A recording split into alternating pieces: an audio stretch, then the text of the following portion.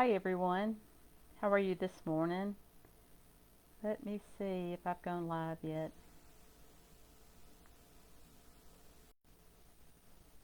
I always love this part. I'm looking down, you're looking at me, trying to figure out if I'm live now. I know I'm live. I just got to get to my comments. There we go. See if I've gone live. My comments. Okay. Hi everyone. So glad you could be here. And if you're watching the replay, welcome. Love you all. So today, what we're going to talk about is uh, fear of success. Can you imagine fear of success? Ah!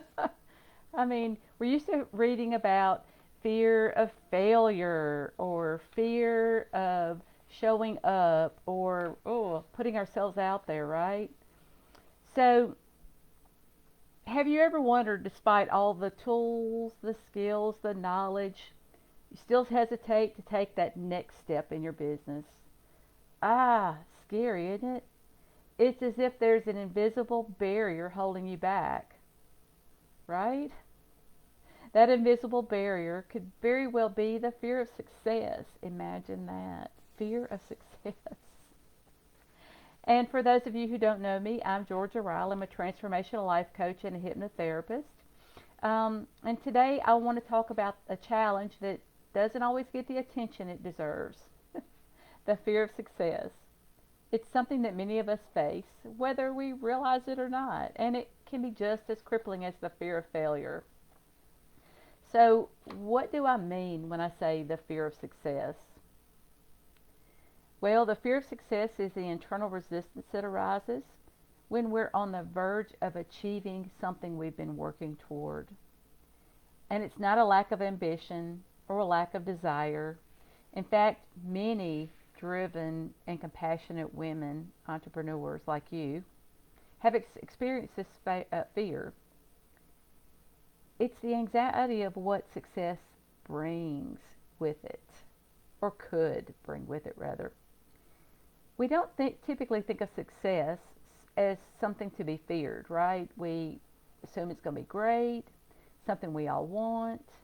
But for many, success comes with the fear of increased responsibility, visibility, or the pressure to maintain that success. Can you feel that? The pressure to maintain?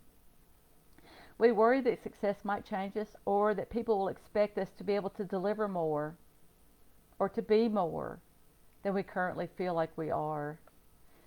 Ah, how does that feel? How does that make you feel? So let's explore it a little bit more. So, what do I mean by avoiding opportunities, or how does it show up for you? So, it could be avoiding opportunities, it could be underpricing your services, or downplaying your achievements. It could be, oh, get this, self sabotage. So let's explore these. Avoiding opportunities. So one of the most common ways that this shows up is avoiding opportunities. You might have speaking engagements lined up, a new business partner, or even the chance to raise your rates. Ah, did your chest just tighten or your stomach? But instead of embracing it, you hesitate. You think, what if I can't handle it? What if people expect much more from me afterwards? Uh, what would I even speak about, right? Would people pay raised rates? Will I lose clients? Um, so, it can also show up as underpricing your services. Deep down, you know your worth, but there's something from keeping you from owning it fully and showing up in your pricing. Um, and if you do have successes, you downplay those. Yeah, I did, but you brush off compliments. Somebody says, hey, you're doing a great job, or thank you for making my life so much better. You go, yeah, it's just another day, or you're welcome. That's what I do. You're supposed to say, thank you, so glad I could help. Also, minimizing your achievements because you're not yet comfortable with the spotlight. Um, and let's talk about self-sabotage. How many times do you self-sabotage yourself? It can take the form of procrastination, perfectionism, or even creating unnecessary problems that prevent you from achieving your goals. It's a way to subconsciously protect yourself from stepping into a bigger version of yourself. You ever thought about that? You're protecting yourself by self-sabotaging, by not showing up, by putting things off, by trying to have things perfect before you'll even put them out there. So why does it happen? Well, there's several reasons. There's the fear of change, the fear of responsibility, the fear of judgment, right? So with the fear of change, success means you have to change. You have to grow, right? You cannot stay in your comfort zone. Um, it means a shift in how you operate. It means a shift in how others see you. And sometimes even how you see yourself. For some, this can be a very unsettling feeling. There's comfort in the familiar, even if that familiar means playing small and staying there, right? It's our comfort zone. We know what's there. Fear of responsibility. Success means more responsibility. Whether you're managing a larger team, serving more clients, or having more people rely on you, it can feel overwhelming. And the fear of not being able to sustain that level of success holds many entrepreneurs back. Is it holding you back? Fear of judgment. How many of you have the fear of judgment? When you succeed, you're more visible. And that visibility can attract criticism or judgment from others. It's easier to stay in the background where it feels safe. How many of you have shown up on your live feed, on your feed live, and announced what you were doing or offered a new service, and one of the hundreds of comments was, "Who do you think you are? Do you know this is not blah, blah, blah, blah, blah. Why do you think you can offer this? Why are you charging so much?" And out of all those hundreds of compliments, and yeah, I'm ready for that, that's the only one you notice. How many times have you done that? So how do you overcome this fear of success? Well, the first step is recognizing that it's there. Awareness. Awareness is always the first step, right? Anytime you want to make a change, you have to be aware that something needs to be changed. And once you're aware of it, you can start to identify the specific thoughts or beliefs that are driving this fear. What am I afraid will happen if I succeed? Ask yourself that. What am I afraid will happen if I succeed? You've also got to change your beliefs.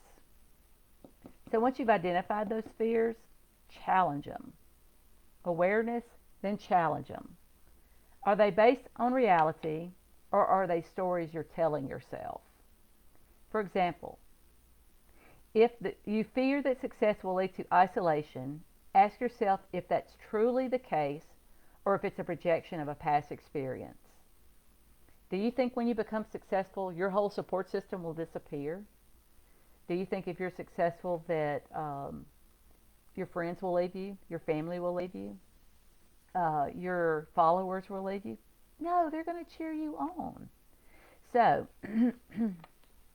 the next thing, after you have become aware of the problem, you've changed your beliefs, so take small, bold steps.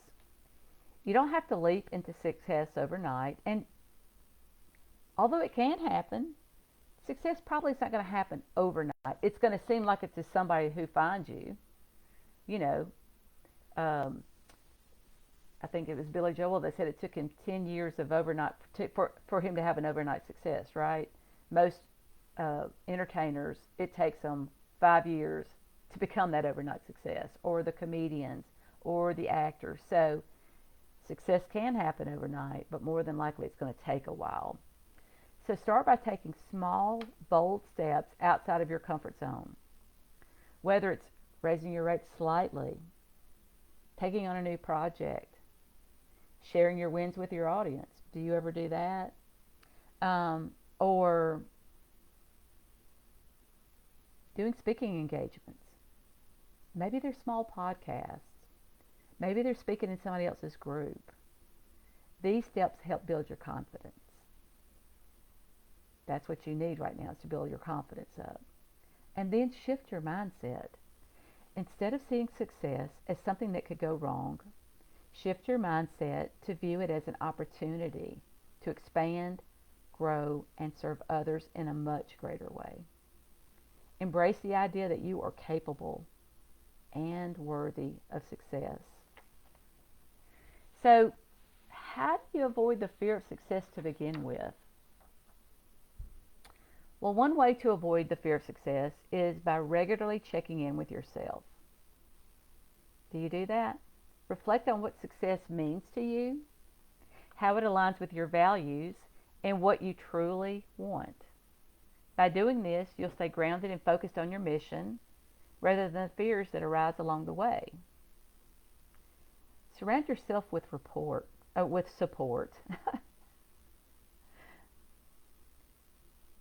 You need people around you who will lift you up, who will remind you how great you are, who remind you how many wonderful things you've already done, because we tend to forget that, don't we? And whether it's a mentor, or a supportive community, or like-minded peers, could be your family, could be your husband or your wife. These people remind you of who you are and what your worth is, and they help you stay accountable to your growth. They keep you from falling backwards.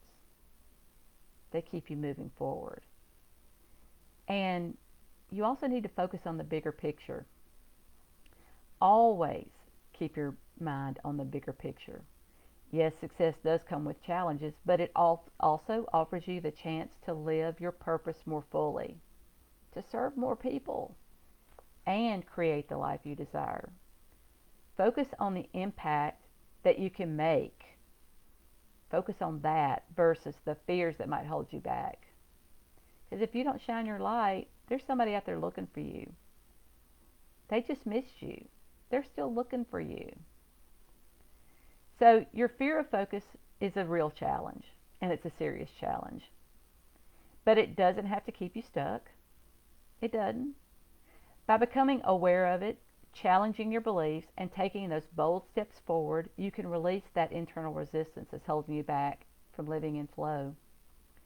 And when you step into your success, you give yourself permission to shine and make an even greater impact in your business and your life. So if any of this resonates with anything I've shared today, and you're ready to release this fear and step into your beautiful success, I invite you to book a call with me, a Be in Flow conversation call with me, and let's talk about this fear of success. And let's see how we can overcome that holding you back. So I love you all. Thank you for showing up today, and I will see you later.